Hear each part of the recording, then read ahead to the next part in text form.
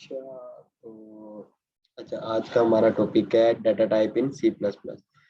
सी plus plus में हमारे पास कितने टाइप्स की डाटा टाइप होती है, हम उन चीज़ों को देखते हैं। तो मेनली अगर हम बात करें सी प्लस प्लस में डाटा टाइप्स की, तो हमारे पास तीन टाइप्स आती है। ठीक है, तो वो कौन सी तीन टाइप्स आती है हम वो देख लेते हैं। तो जिसमें सबसे पहले हमारे पास आ जाती है, यहाँ पे अब हम ब्लॉक बना लेते हैं। ठीक है, तो वो हमारे पास आ जाएगा प्रिमिटिव डाटा टाइप। तो प्रिमिटिव डाटा टाइप को हम कौन सी डाटा टाइप कह सकते हैं? प्रिमिटिव डाटा टाइप्स हमारे पास वो डाटा टाइप्स होती हैं जो कि यूजर डिफाइंड डाटा टाइप्स होती है। यानी कि अगर हम इसको मजीदली आगे डिफाइन करें तो हम कह सकते हैं प्री डिफाइंड। यानी कि कुछ ऐसी चीजें जो कि हमें प्रोग्राम बाय डिफॉल्ट ही स्टार्टिंग में, यानी कि कुछ ऐसी चीजें होती है ना जो स्टार्टिंग लैंग्वेज में डिफाइन होती है। यानी कि जब भी लैंग्वेज डिफाइन होती है, रीडिफाइन मतलब कि हमारे पास बिल्ट इन,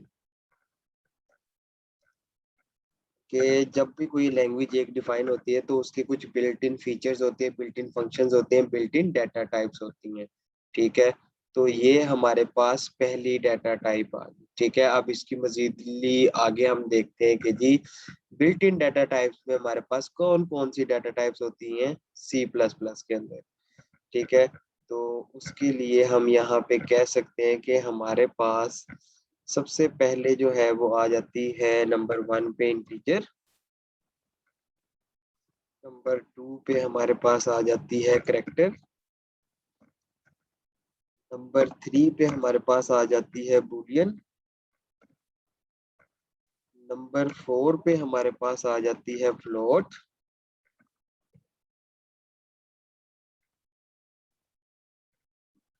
और उसी के साथ नंबर फाइव पे हमारे पास आ जाती है डबल। अब डबल का कंसेप्ट बड़ा ही मजेदार है। यहाँ पे हम आगे फर्दर ऑन जब प्रोग्राम में देखेंगे हम आपको दिखाएंगे।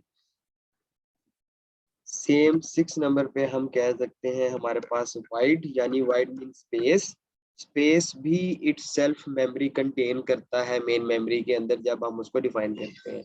और सातवें पे हमारे पास आ जाता है वॉइड। ठीक है,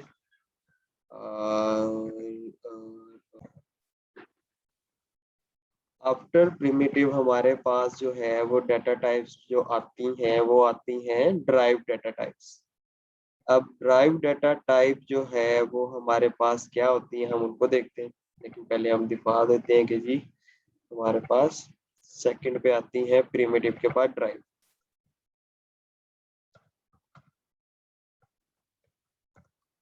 अब ड्राइव डाटा टाइप्स क्या होती हैं? जो कि यूजर खुद डिफाइन करता है। ठीक है, ये बिल्ट इन डाटा टाइप्स की तरह पहले से डिफाइन नहीं होती, हम इनको खुद डिफाइन करते हैं कि जो कि कहाँ से ड्राइव होती हैं। ये वो डाटा टाइप्स हैं जो कि प्रिमिटिव डाटा टाइप से ड्राइव होती हैं, यानी कि इनकी मदद से ये डाटा टाइप्स मेनली इनफॉर्म होती हैं। तो वो डाटा टाइप्स जो कि प्रिमिटिव डाटा टाइप्स की हेल्प से ड्राइव होती हैं वो डाटा टाइप्स हमारी क्या कहलाती हैं? Drive data types. ठीक है, तो अब ड्राइव डाटा टाइप्स जो है वो हमारे पास कितने टाइप्स की होती है वो हम देखते हैं। क्योंकि अगर बिल्ट इन डाटा टाइप्स ना हो तो हम ड्राइव डाटा टाइप्स को क्या कर सकते हैं? मेनली फॉर्म नहीं कर सकते। तो अब हम देखते हैं, तो ये हमारे पास मेनली जो है वो चार टाइप्स की होती है, जिसमें हमारे पास सबसे पहले क्या आ जाता है? फंक्शंस। अब जब हम आगे फंक्शंस की तरफ आएंगे तो हम देखेंगे कि जी फंक्शंस जो हैं वो कैसे ड्राइव होते हैं with the help of primitive data type. दूसरे नंबर पे हमारे पास अरे। अरे के बारे में अगर हम डिटेल ली जाए तो इन डेप्थ अरे हमारे मैक्सिममली कुछ 6 से 7 लेक्चर ले जाए। तीसरे नंबर पे हमारे पास पॉइंटर आता है। लास्ट बट नॉट लीस्ट हमारे पास आ जाता है रेफरेंस।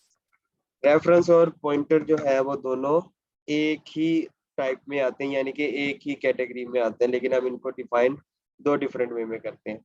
लास्ट जो चीज हमारे पास आ जाती है एब्स्ट्रैक्ट और यूजर डिफाइंड डाटा टाइप, यानी कि प्योरली जो कि डिफाइन भी यूजर करता है, उसको एग्जीक्यूट भी यूजर करता है, उसका सीक्वेंस भी यूजर डिफाइन करता है।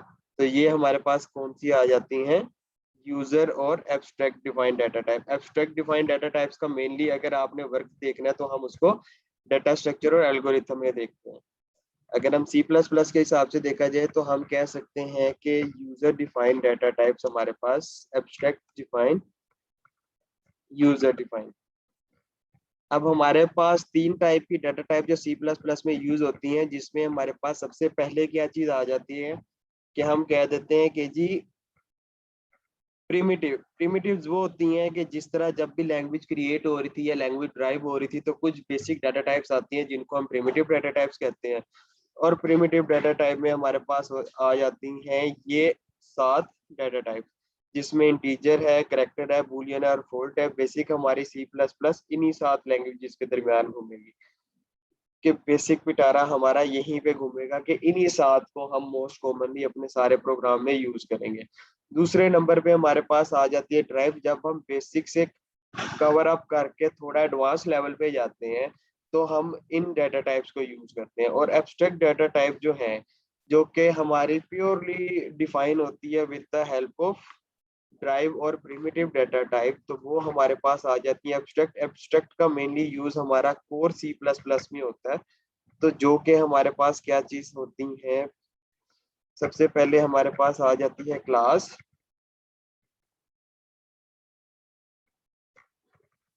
क्लास के बाद आ जाता है हमारे पास स्ट्रक्चर, तीसरे नंबर पे हमारे पास आ जाता है हमारे पास टाइपो। तो ये तीन जो है हमारे पास यूजर डिफाइंड डाटा टाइप, यानी कि डिफाइन भी यूजर करेगा, एग्जीक्यूशन भी यूजर करेगा, यानी कि इसका पूरा का पूरा फ्लो ऑफ कंट्रोल जो है एब्स्ट्रैक्ट या यूजर डिफाइंड डाटा टाइप का कौन डिफाइन करता है, हमारा यूजर डिफाइन करता है। तो ये मोस्टली हमारे पास तीन किस्म की डिफाइंड डाटा टाइप थी जो कि हम सी प्लस प्लस में यूज करते हैं। अब हम देखते हैं कि जी हमारे जो भी ये डाटा टाइप्स हैं, तो इन डाटा टाइप्स का करेक्टर्स के साथ क्या हिसाब किताब है। ठीक है, अब हम यानी कि यहाँ से न्यू कर देते हैं, हम इसको डोंट सेव करते हैं, तो हम अब आगे चलते हैं। ठीक है, अब हम एक ब्लॉक बनाते हैं। सबसे पहले हम बात करते हैं प्रिमिटिव। अब जैसे जैसे जो जो सी डाटा टाइप हमारी यूज होती जाएगी हम उसके हवाले से अपने प्रोग्राम को यूटिलाइज करते जाएंगे। यानी कि अब हम अगर बात करें, एक ये चीज आ गई डाटा टाइप। डाटा टाइप को हम इनिशियलाइज कैसे करवाते हैं, अब हम ये देखते हैं।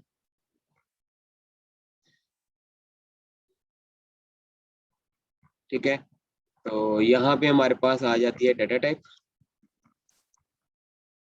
और उसके बाद हम अब आगे देखते हैं। डाटा टाइप के बाद हमारे पास आ जाती है डिफाइन, कि हम इसको डिफाइन कैसे करते हैं, या हम इसको डिफाइन कर देते हैं या फिर हम कह देते हैं कि जी इसको हम रिप्रेजेंट कैसे करते हैं, हम वही कह देते हैं डिफाइन या रिप्रेजेंटेड। तीसरे नंबर पे हम कह देते हैं कि इसका साइज क्या है, साइज ऑफ डाटा टाइप, कि हमें पता भी हो कि हमारी डाटा टाइप कितना साइज कंटेन करती है जब भी उसका एक मेन मेमोरी में वेरिएबल ब्लॉक डिफाइन होता है।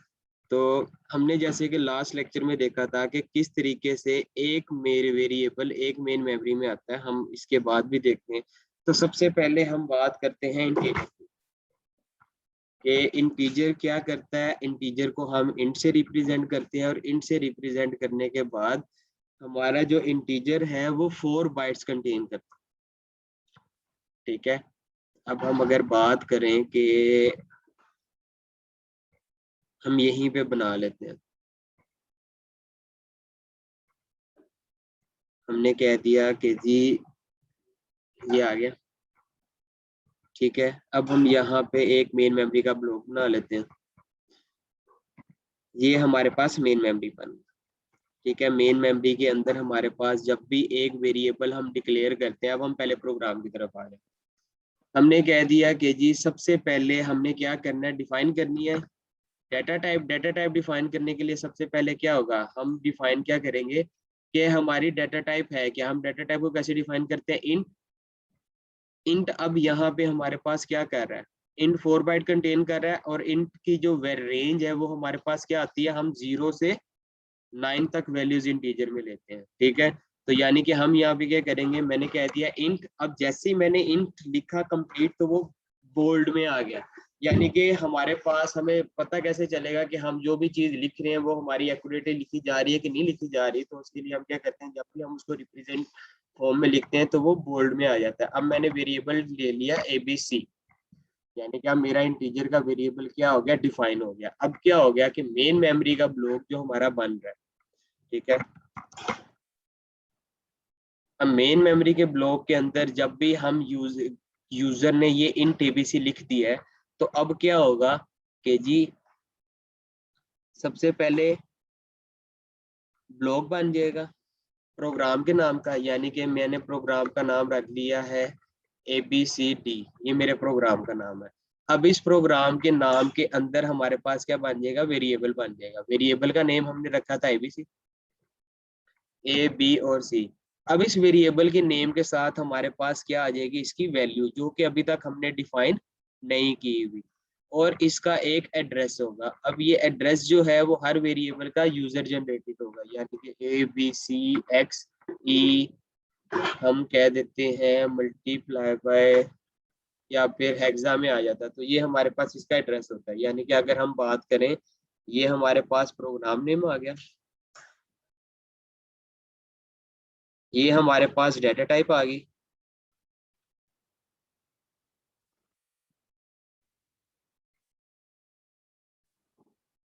इसको वैल्यू अभी हमने असाइन नहीं की हुई, और ये उसका हमारे पास क्या आ गया, एड्रेस आ गया। वो एड्रेस जो कि हमें किसने डिफाइन किया, हमें कंप्यूटर ने डिफाइन किया।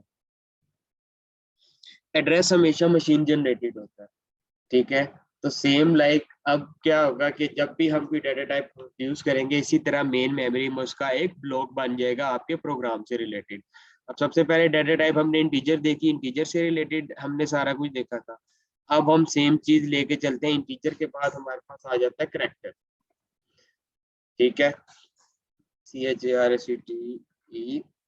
अब करैक्टर आ जाता है। अब करैक्टर को हम रिप्रेजेंट करते हैं CHAR के साथ, और करैक्टर हमेशा हमारा 1 बाइट लेता है, ठीक है। क्योंकि एक अल्फाबेट 1 बाइट लेगा, यानी कि हम क्या लिखेंगे, A to Z। अब A to Z हम अल्फाबेटिकल के लिहाज से कैपिटल में भी ले सकते हैं और स्मॉल में भी ले सकते हैं। अब करैक्टर के बाद अगली हमारी डाटा टाइप कौन सी आ गई थी, है फ्लोट, ठीक है। फ्लोट जो है हम उसको किससे डिफाइन करते हैं, हम उसको फ्लोट से डिफाइन करते हैं। यानी कि जब भी हम प्रोग्राम में फ्लोट लिखेंगे तो हम उसको फ्लोट के हिसाब से लेंगे, फ्लोट।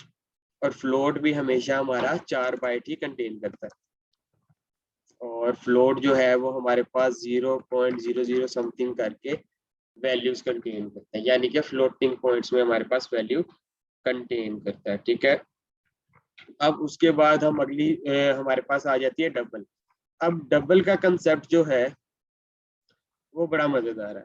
अब डबल कभी भी हमेशा सिंगल यूज नहीं होता। डबल क्या करता है कि डबल डबल हमेशा डबल के साथ ही यूज होता है। अब डबल जो है या तो वो इंट लेगा, या वो फ्लोट लेगा, या फिर वो करैक्टर लेगा। तो ये अब क्या करता है, इनकी वैल्यूज की जो रेंज है उनको क्या कर देता है, डबल कर देता है। यानी कि इस इंटीजर की, इस फ्लोट की और इस करैक्टर का जो साइज है वो इंक्रीज कर देगा। यानी कि अगर इंट सिंगल इंट 4 ले रहा था वो 8 लेगा, करैक्टर 1 ले रहा था तो वो 2 लेगा, और अगर फ्लोट जो है वो 4 बाइट कंटेन कर रहा है मेमोरी में तो वो 8 ले लेगा। तो इस लिहाज से डबल जो है वो हमारा यूटिलाइज होता है। आई होप आप सबको ये चीजें क्लियर होगी होंगी। अब हम नेक्स्ट सेगमेंट में इसका प्रोग्रामेटिकल पार्ट करेंगे। होप सो इंशाल्लाह नेक्स्ट लेक्चर में मुलाकात।